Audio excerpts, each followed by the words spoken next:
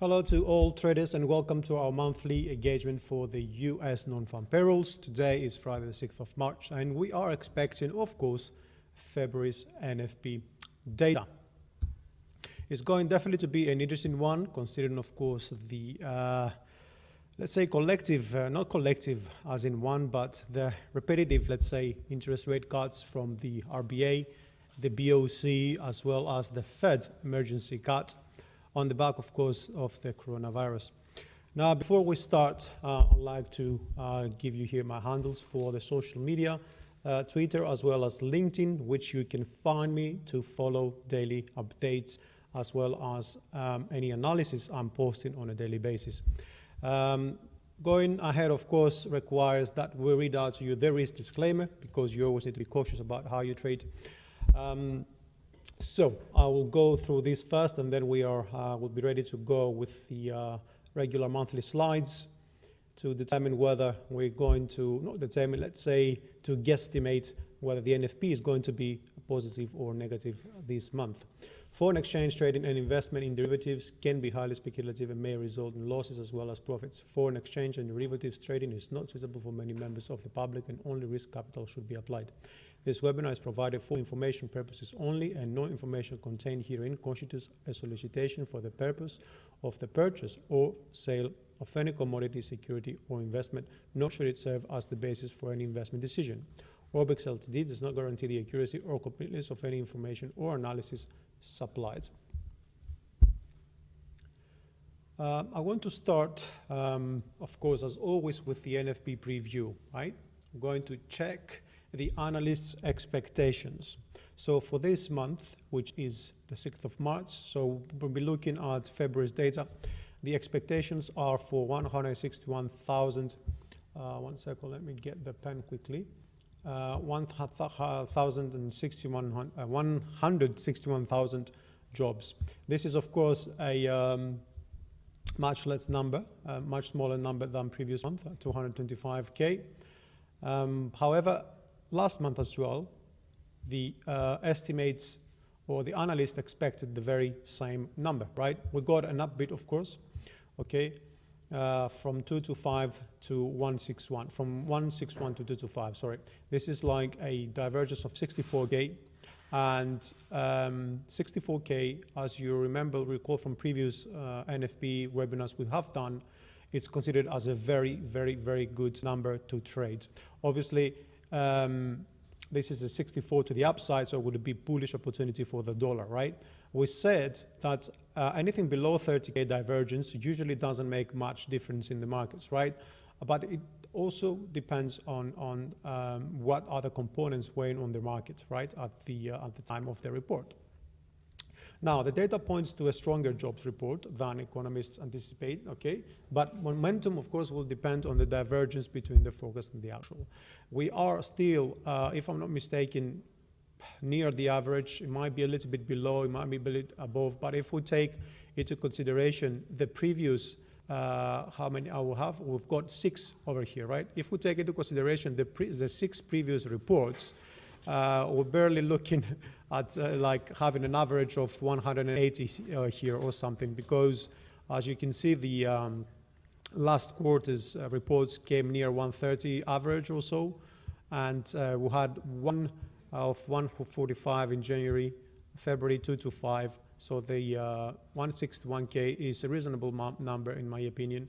It's not considered to be bad, but obviously if the actual numbers come out worse than the expectations, then we're going to have a decline in the dollar, okay? But it again depends on the divergence. Now, this is the second release of the year, okay? Last month it was, and it came out positive, so we are on 2 winners, and the divergence, of course, was quite big than the miss that we have seen last time, right? Now, if we look at the prices of the history here as well, the NFP numbers actually, we're looking at the NFP jobs to becoming better and better over the past few months, right? Let me just delete these drawings quickly and then we'll go into the next page. Now I want to talk a little bit about the each individual components on their own, okay? Because everybody seems to think or to believe that the only number that matters is how many jobs were added in the U.S. employment industry sector. This is not the case. Any other indicator actually is very important. The unemployment rate is the one, and the other one, of course, is the average hourly earnings, because they are a very good indication of what's really happening with inflation, okay? Now, the analysts expect an upbeat number at 3.5 for the unemployment rate. Last time we got the 3.6, that was a decrease, of course. And at the same time, they were also expecting the same number last month, but they missed expectations, okay? Now, in terms of the numbers, of the jobs numbers, I mean, we talked about it already. I'm not really sure we should really go into it much further. We're expecting 161K, which is much less than the previous figure, okay?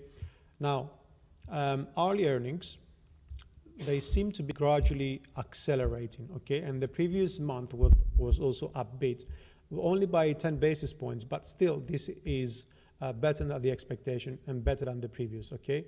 That indicates that inflation is rising, okay? However, for this month, we are expecting a 0.5 increase in hourly earnings. And you might here want to ask yourself whether this is a highly optimistic level, perhaps, because the level that we are actually at the moment floating is at 0.2. So that would be a 30 basis points jump. It might be too big, or it might not. If we look at the wages on the year-on-year basis, right, they're expected to remain below the 3% year-on-year, okay, at 2.9. And last month, we missed as well the monthly estimate, okay? Now, with lower rates, because as you all know, the Fed cut twice, actually, it will be very interesting to see how inflation moves from now on.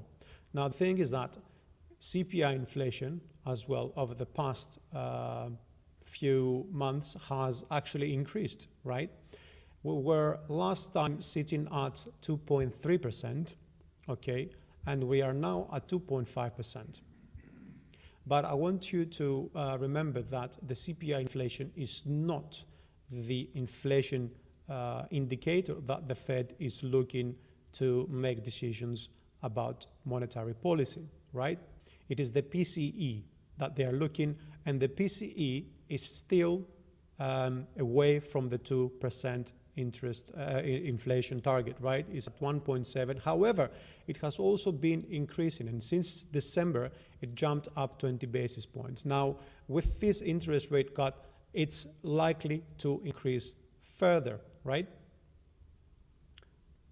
I think next, what we need to look at, right? We talk about this every month, and because it's very important, right? Before we go into trading the NFP, many people will actually just ignore the fundamentals completely and jump straight and just start drawing resistance support levels and see whether they're going to be lucky, right? This is not the way to trade. We all know that. What we need to do is have a look at the indicators that really are interested for the NFP, and those are lagging indicators, of course, as well as leading indicators. Lagging indicators is data that we have been receiving over the past month, right? For example, the ISM manufacturing and the non-manufacturing, the challenger job cuts and jobless claims, the ADP report, the consumer confidence, that's also from the University of Michigan and the CBCCI as well. And the leading indicators we need to look at, obviously, this is something that is moving its leading markets, which is the treasury yields and the equities, as well as the crude oil prices. Now, all of those components combined together are going to give us a very good idea as to whether we're going to see a good NFP number or not. Because at the end of the day, all the people that are getting employed, they get employed in different industries. Some work in manufacturing, some work in services, So all these data are going to give us a very good idea of what to expect, right? So for that reason, I've actually put together again this nice table, because this is the best way to, these are actually the ones that are most important in my opinion to look at for the NFP, right? So what we can simply do is just weigh what is really happening, what's really happened over the past month, right? So if we look at the ISM non-manufacturing, including the employment component, the ISM manufacturing, including the employment component, and some other reports like the ADP, the consumer sentiment, and also retail sales, we're going to see that all those indicators came out actually much better than expected in the previous month, right? And that seems to suggest that this is going to be a very good NFP, right? That doesn't necessarily mean, okay, that we're going to get a higher figure than the estimate, but it means that it's going to be a positive one, okay? Now, the thing is that you need to think that the economists that they do calculate the estimates are using these indications, okay?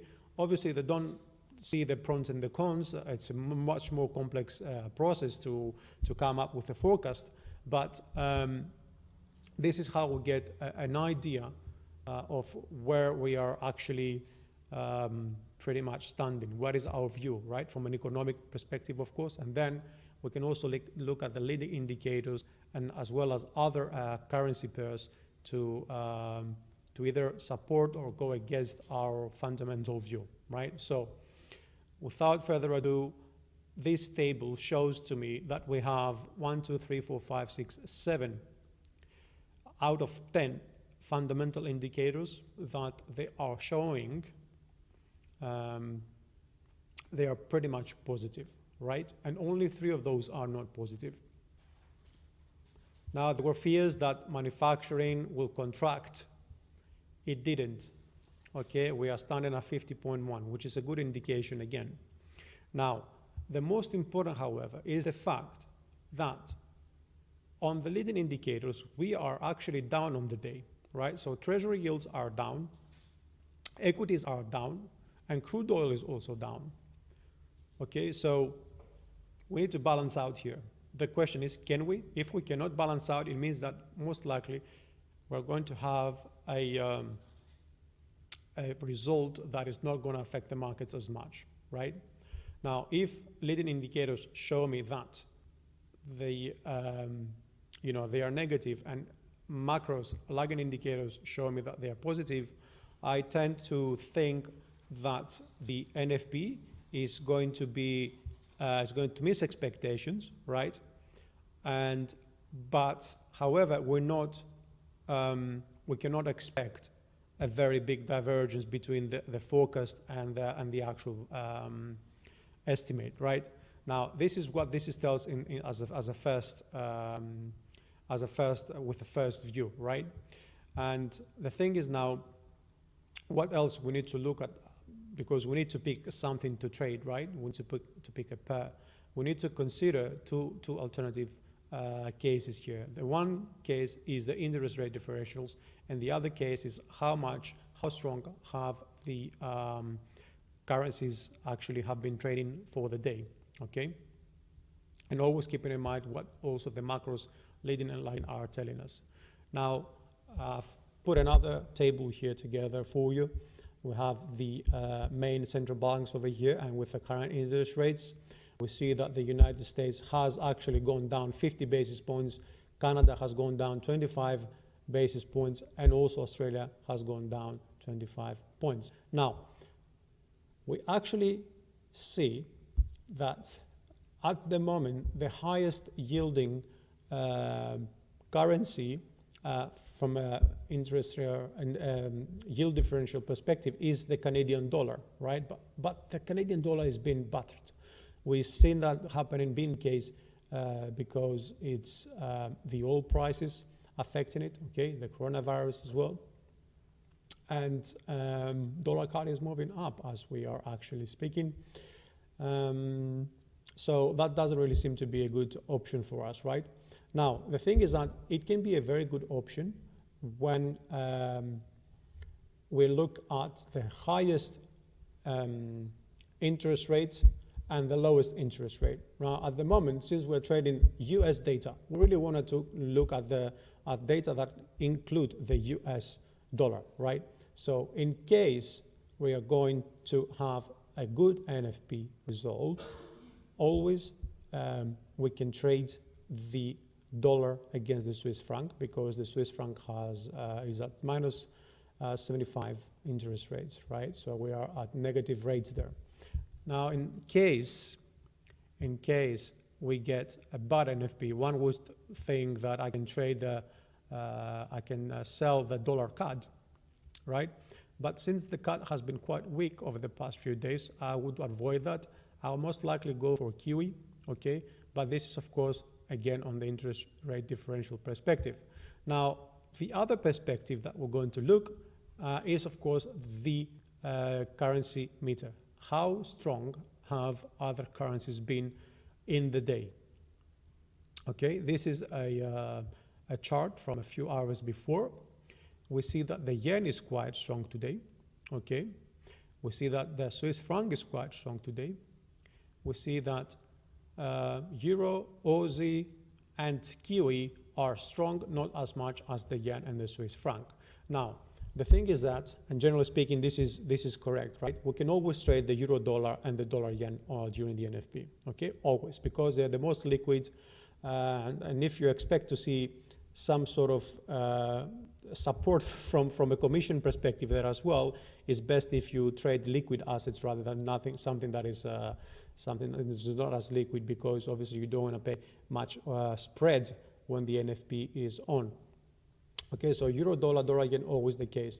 Now, since we see also a strong Aussie and a strong Kiwi, right? These two are good opportunities as well, in case, of course, the US delivers a poor NFP, right? Now, the dollar is very weak, as you can see. That is the same as the pound, and that is the same as the Canadian dollar, right? So if you asked me, can I trade the dollar CAD? Can I buy the dollar CAD if the NFP comes out good? Well, you can, yes, because it's quite weak over the past few days, maybe weeks even.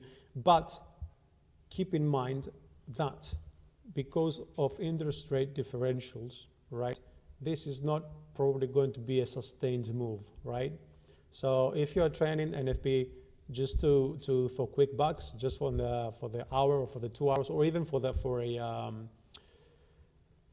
a scalp, you know, this is a different option, of course, right? But today I would really look at the dollar yen and the dollar Swiss franc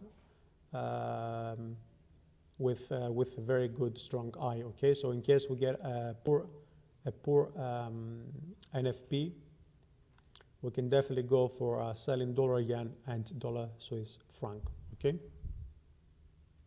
Now, protecting your capital, of course, before you go in. If you're risk averse, avoid trading the NFP. Okay. If you really want to trade, make sure you apply proper risk management. If you have any positions open and you're scared that you might lose some of your equity, then you can close your positions, or you can either hedge. Okay, there's many things you can do. It depends all on your risk appetite. Now, if you still don't want to trade, which is a good thing for during the NFP, right? If you don't know how to trade it, but this is why we're here today. You can let the markets calm down a little bit and then make a better decision according to how the markets are moving. Okay, and don't forget, in case you want to do that, don't forget you need to analyze all the data post-release, not just the NFP results. Okay, and again, a reminder, divergences that they are anywhere between 20-30K are not really considered much effective. Okay, we need to look at divergences over 40K, 50K actually, ideally. Okay, now I want to go quickly on my charts. 1 second, I'm just going to drag it over here. And let me create a template where we can see 4 of those together. But before we do, actually, let me just take 5 minutes to draw some support and resistance levels, right? Because NFP is all about that. Now you can see, of course, that euro dollar has had a very good move to the upside over here. Okay, over the past few days, actually, it's been surging higher and higher. The question is, where can we draw a nice support and resistance level? Okay, this is one. Okay, it's quite far from the current price, so other one is here. We're still on the 4-hour, don't forget, so we're quite far from the current time frame. And since this is another thing to do, guys, if you are far from support or resistance, the best thing to do is go and draw a Fibonacci retracement from the bottom to the top and have the 61 and actually the 50 you can do. Have up the 50. That can be used from the high momentum candle, right? This is the price where prices started moving up. So from there to there, we've got the 50, and that should actually do it for the euro dollar, right? So we can use any of those levels as support, resistance, as entries or exits if you may as well. And the other, of course, would be the open and close candle, okay? So that's on the euro dollar. Now on the dollar yen, it's also diving contrary to the euro, of course. Now one level to draw exactly where we stopped actually. And then the next one, let's see. We go always with the lowest swing lows or higher swing highs in order to identify some good levels. Okay, now since we're on the 4-hour chart, we need to go down on the 1-hour chart and have a look what's happened over here. That's a level for the upside. Okay, and of course entry to the upside. This is where how many pips is 105, also at a very good psychological level, right? And this is another for the entry on the upside in case. I want to bring this a bit lower here. So dollar yen, euro dollar. What else we want to see? We want to see dollar Swiss franc, okay, which is again, as you can see, there is a very good indication that the safe havens are really surging higher, right? Now I want to take this one out, and the next one on top over here. Obviously these levels are far from the current markets, right? So again, what we're going to do is perhaps go and draw from this high point to the low. Okay, and in this case I would want to draw the 38 as well because it's closer to the current price. Actually, we might just do it. We might as well just do that and we draw this one to be closer to the current price. It's all about the market structure, guys. There is no rule. It's just that you need to draw support and resistance levels that make sense. Okay. I mean, I'm not gonna, draw an entry line like 30 pips away from the price. This is not gonna work. We're seeing whip shows so often than not, and obviously, this entry. This is a good one on the dollar card here, and then our next up here. And at the bottom, we are actually, yes, this one is very good one as well, just below the 34. Also, if you notice as well, prices are usually tend to jump or bounce at least temporarily on the psychological levels. These are the round levels, right? So the more the zeros behind a rate, the more strong it is for a bounce, or for when it breaks. Actually, you will see a decisive break with a candlestick of nearly like 30-40 pips, sometimes even bigger, right? Now, since we're doing 4 charts, we'll have 1, 2, 3, 4. We should also do the Kiwi. The Kiwi, yes. So we're going to see the Kiwi because it has better rates than the Aussie. We've had this bounce over here, and we're looking at this for bottom, and currently, where do we want to go? We want to actually draw that one over here. Yes, that will be a good level on the downside. On the upside, we can go right here for an entry. Okay, and now what I want to do is turn this to different chart view, different layout. So I've plugged the QE over here. Let's go a little bit higher up. I want to put the euro dollar over here. Oh, it seems like all the levels have disappeared. It's okay, we can do them again.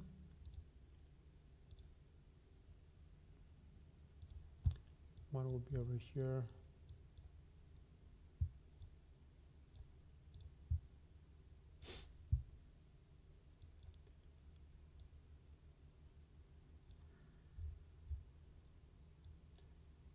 Dollar, okay. The other one is down there. Yeah, and the other one,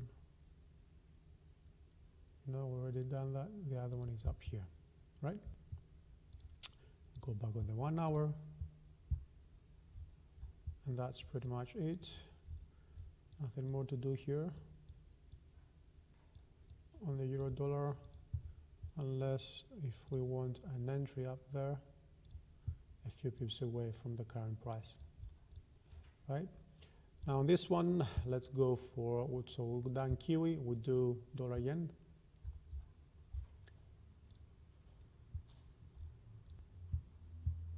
I think it might be that one. Oh, okay, we need to change it. Worse. It's a different layout completely. And over here, we go for Swiss dollar, Swiss franc.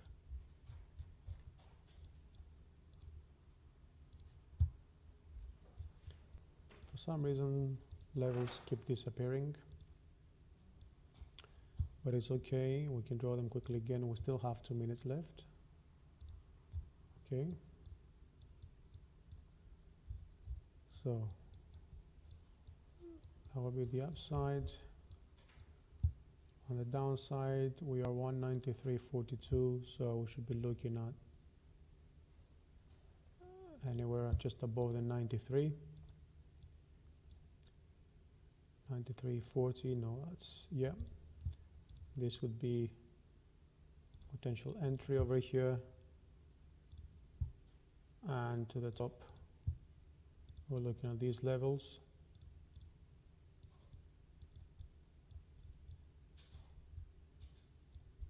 Okay.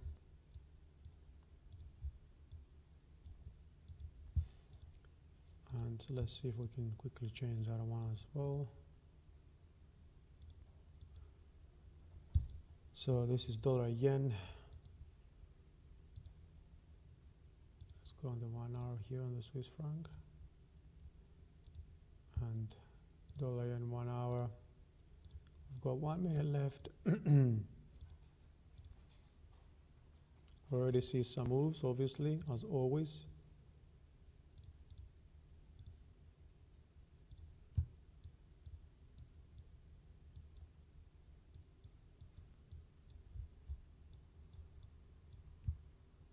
And to the upside over here. And then you're looking, always just look like at least 20 pips. If there is obviously a strong level before that, it always has to go with the market structure, right? Don't forget that.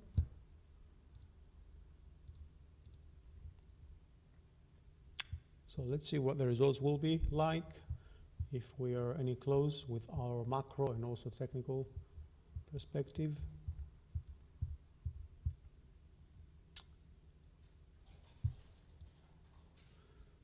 As I said before, I don't really think markets are going to move much because leading indicators were negative, lagging indicators were positive. So I'm seeing some sort of balance in there, despite the fact that all leading indicators actually were negative.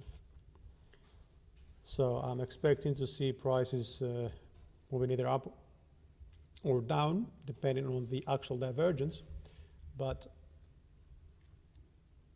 I see this being very, very temporarily. Right, so 273 is the actual result, okay, which is exactly the same as last month. So the employment report is very, very, very good, okay. So macros were right, leading indicators were not. But don't forget that leading indicators usually also are down on the day because they are expecting a big move or some sort of big divergence. It's very noteworthy that, you know, I mean, we get 120, 115K divergence, okay, on the upside, but the markets are not really moving much, right? Now, pay attention to that as well. Unemployment rate fell to 3.5, okay? And this also indicates how tight the labor market in the US is. Might be, I mean, there can be a lot of reasons, but one of them might be the late boomers, as they call. So there's people of that have been working in the industry for a while and have higher salaries versus the ones that they are being replaced with, pretty much.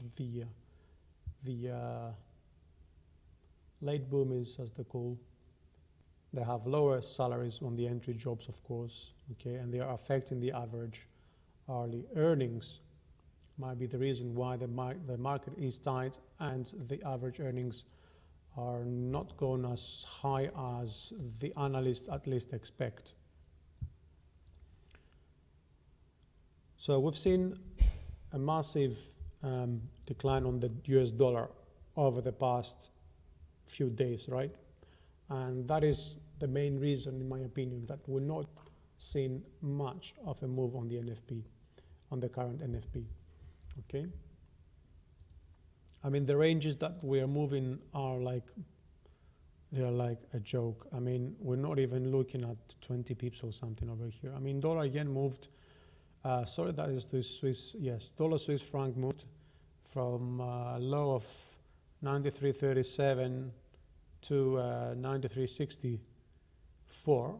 It's not even 30 pips, right? But this move was mainly even before the event itself. So we see no move. It's like a surprise for many. Now, the average hourly earnings also increased, right? So just to have a good idea over here, we see the employment rate went from 3.6 to 3.5 as expected. Last month, the expectation was actually missed. Non-farm payrolls, we were expecting 161, right? We got 273. Like last month, we were expecting 161 as well, and we got 273. It's funny, no? Participation rate also moved, although they were expecting it to be lower. Average hourly earnings, as I said, right? As I said before, that was too optimistic of an estimate at 0.5. I mean, it's a very big jump from 0.2 to 0.5.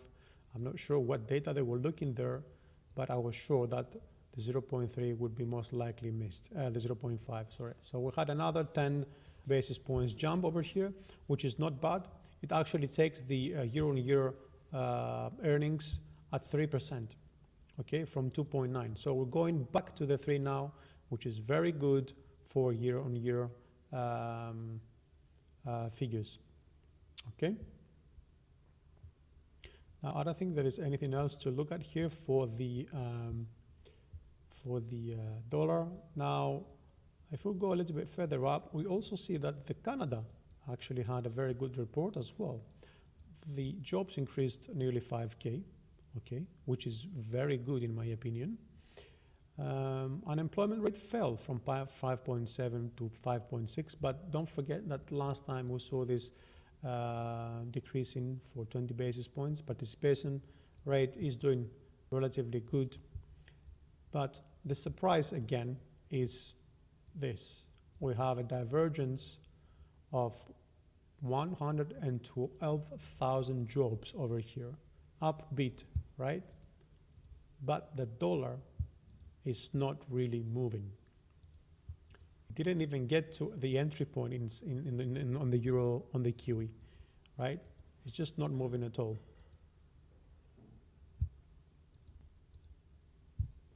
Let's have a look, actually, if there is anything that could have moved a little bit more, okay? So let's take them one by one. This is the euro dollar. We don't see anything happening there. Euro dollar yen is seeing some sort of move to the upside, okay, which is, I mean, from a differential perspective, yes, it's expected, but from a market perspective, if we consider how strong the yen has been, yeah, I mean, it can be expected only because we've had this very good NFP report. I don't see this lasting much, to be honest, though.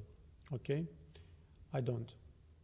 The fact that the Fed cut twice on Tuesday is way much more important than one NFP report.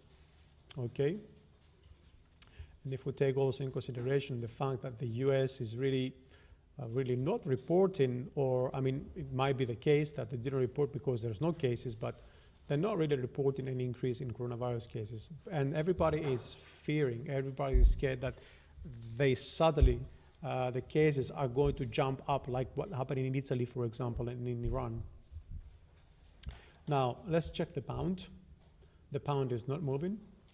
Gold, well, I wouldn't attribute this move to this, to the NFP, to be honest. If we go down on the 15 minutes, probably able to say that, okay, gold, it seems like this is a purely profit taking over here.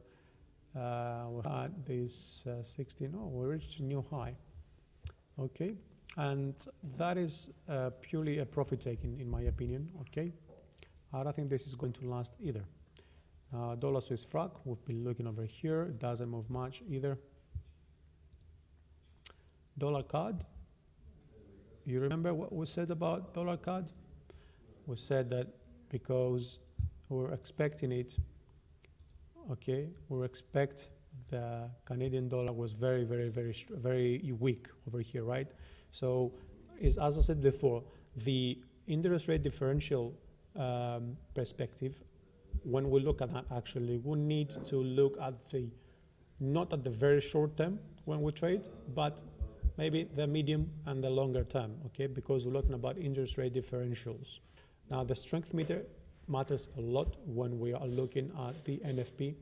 That's why the dollar CAD is actually moving up now, because the Canadian dollar is the weakest of all, okay? And dollar, it doesn't seem to be much on the dollar today as well, right? So, yeah, what a disappointing day for the NFP traders, right? I mean, you see these numbers and then you go in and trade, and then you're expecting you feel like you've got to push the price up or down to get into a level that you might take some profit, partially at least, you know. Now, oil is not moving. The S&P is not moving. Dollar index, nothing. Aussie, nothing. Kiwi, nothing. And of course, yes, this is silver and gold. For me, this is purely a profit taking. Okay, so this money is going to go in a different market very shortly.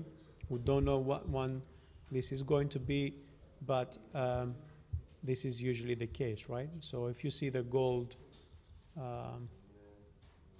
rising or moving lower, there is definitely some different play there that we need to consider, right?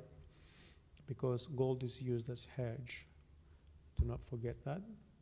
Now we are looking, this is the dollar CAD, okay? And we see it now start pushing to the downside. We're still on the 15 minutes time frame.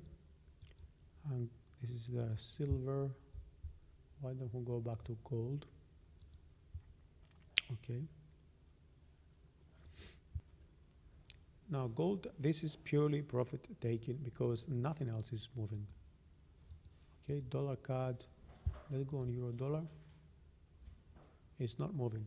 So this is gold selling, okay? Dollar is not moving. You can see that clearly. Some people are selling the Canadian dollar, are buying the Canadian dollar at the moment. Dollar, this is dollar CAD. It's going down, right? Euro dollar disappointing, and profit taking on gold.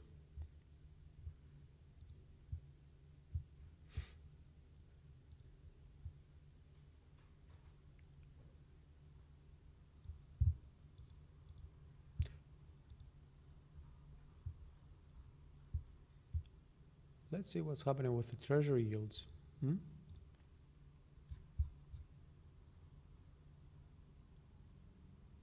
Treasury yields over here. See this jump down? Wow, that's only 1 hour. This is like a history low, historical low, right? This is unexpected. We are at 0.7. I doubt we've ever seen this number before. Let's have a look at the VIX. That's, yes, closed. In China, things are not moving. Japan, nothing. But this is a very big move over here, right? On the yields. So we are going on euro dollar here. We have nothing. The only actually asset that moved a little bit today is gold, which is a clear profit taken, and dollar CAD. Obviously, because you've got both the US economy and the Canadian economy reporting their jobs numbers, right? So we see the Canadian dollar pushing down. It's actually stronger at the moment as we speak. Okay, pushing down the dollar because they have had a good report, and interest rate differentials actually are supporting the Canadian dollar. However, don't forget that the price of oil is still at very low levels, right? So oil is really affecting the Canadian dollar. And not only, we'll be honest, it's also the Aussie and the Q that are affected as high yield currencies.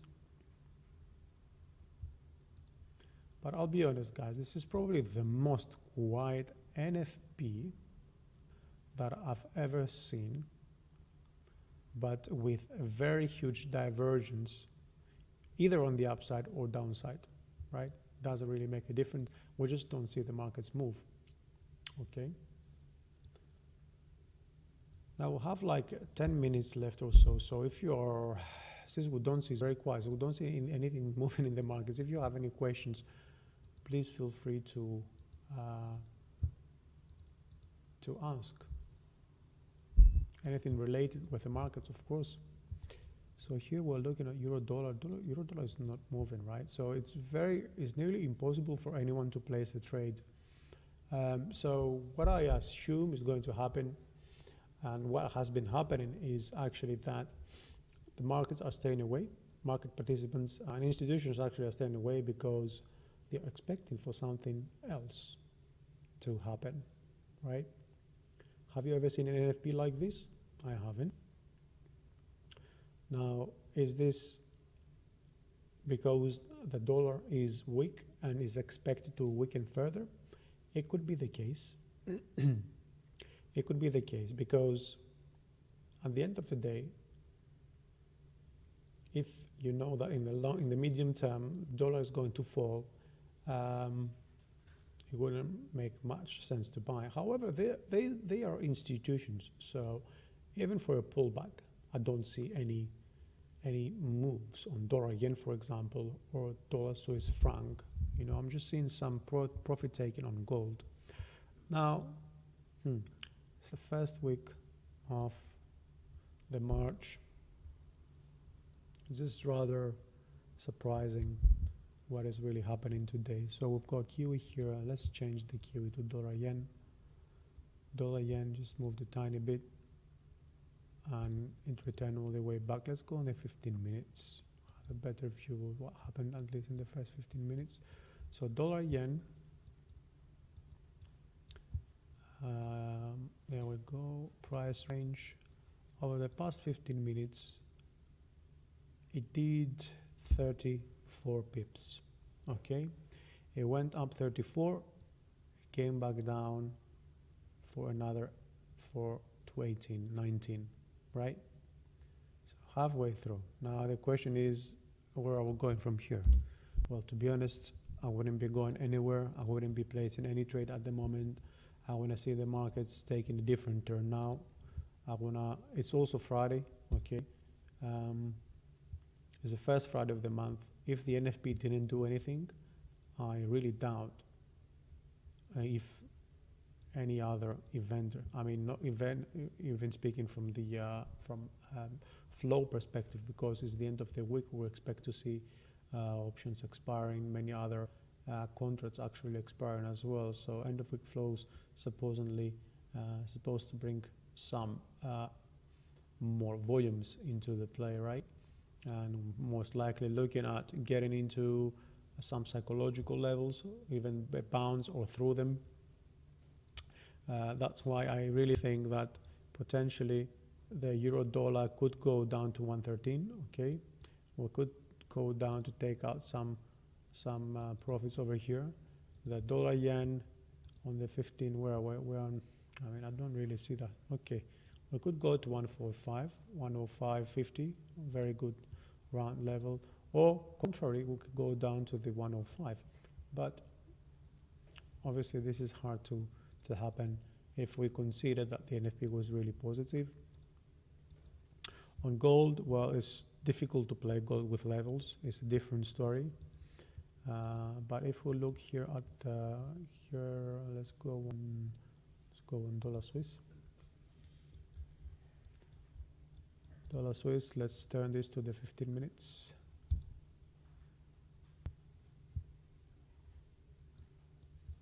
Okay, so we see that moving up as well, naturally, because of the results. So the first 15 minutes, we saw prices going up like 24 pips, which is disappointing, right? Not even, I mean, even if we entered here, we weren't even able to get this profit out yet. But it might be the case that we are going to move up there. I believe the 94 is pretty far to see that happening today. The 94 is pretty far. However, I wouldn't be surprised if we actually ended the day, right, anywhere about this, between that level. So expecting another, move up here to the upside and probably range for the rest of the day.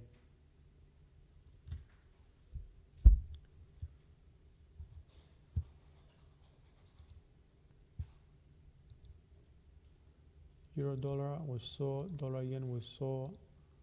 Okay, let's go on Kiwi over here. Let's change this chart with the Kiwi. Still nothing on Kiwi.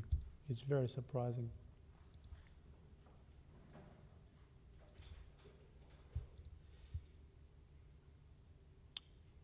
Okay, we saw this pound. The pound is falling along with the euro. Okay, pound was pretty weak, if you remember. Here we are, pound very weak, Canadian dollar very weak, dollar very weak. I'm just surprised with the actual volumes that they're coming through.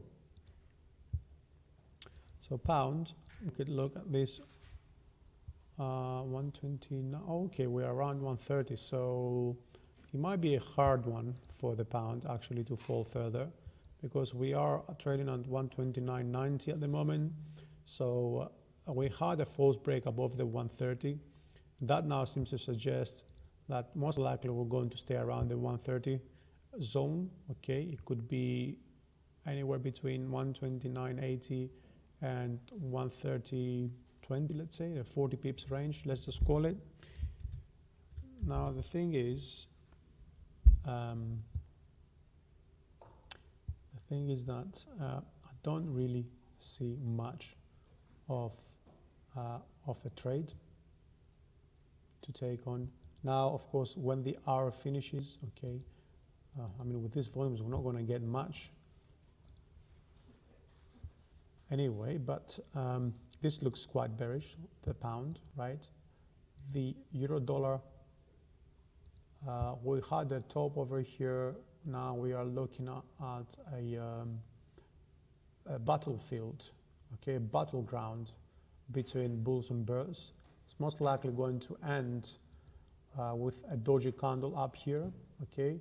Doji candles at the top can mean a reversal or a further continuation. Don't think that it's only a reversal, okay? And whoever told you that is not right. You'll see many times, many reversal candles at the top of the trend, and then prices continue higher. Dollar yen also seems to be forming a fat doji candle, and the dollar Swiss franc is actually again a fat doji, maybe be the case. It doesn't seem to be. There is some bearish bias, obviously.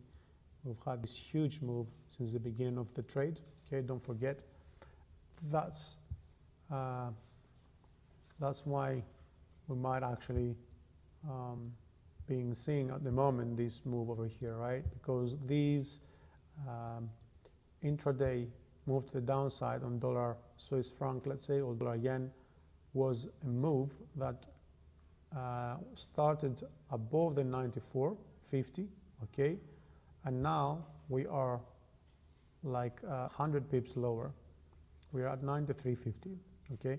So this for me, since I'm seeing this peculiar reaction in the markets, that might be the end of week flows coming through, okay, on dollar Swiss franc, and potentially we're going to see prices now correcting, okay. With the Monday open, we might see prices moving higher, and we could go up to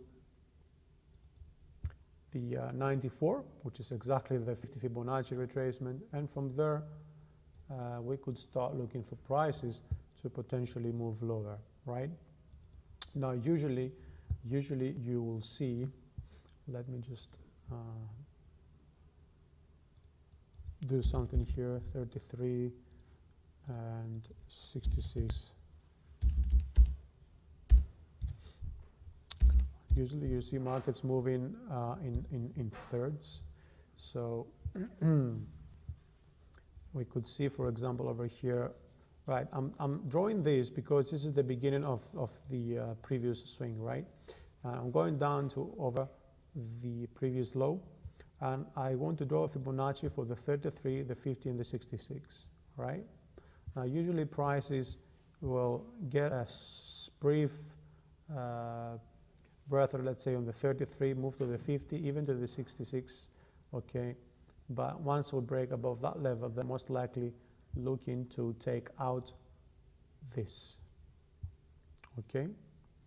And that would be like the deepest correction, like a very deep pullback over here and then down, which means that this area over here is the area that we are not going to enter, because in case we enter that area, then that means that the attempt of the bulls would be very good and most likely going to see prices moving higher. In case we miss going into that area, it indicates that that was a weak attempt to break higher, okay?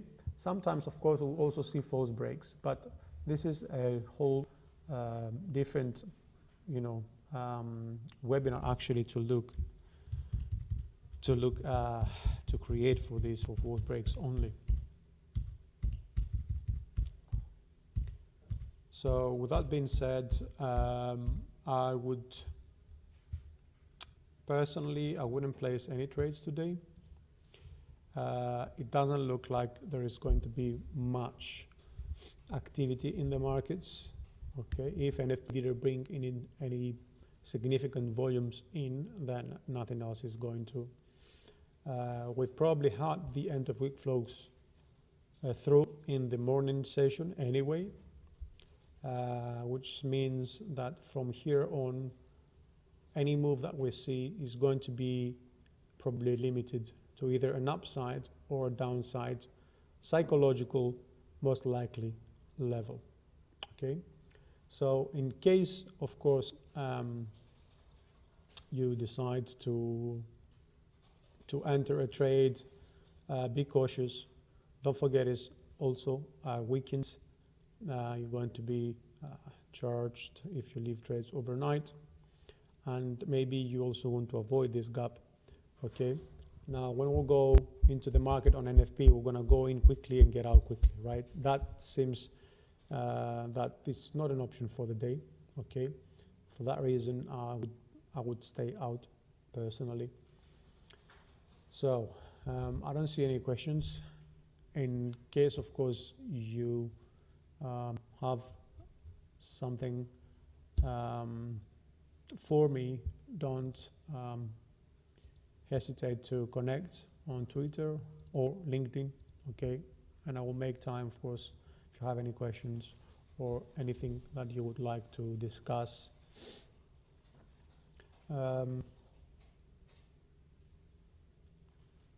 So on Monday, we're back again, of course, with a daily market insights video where we analyze usually 2, sometimes 3 also assets.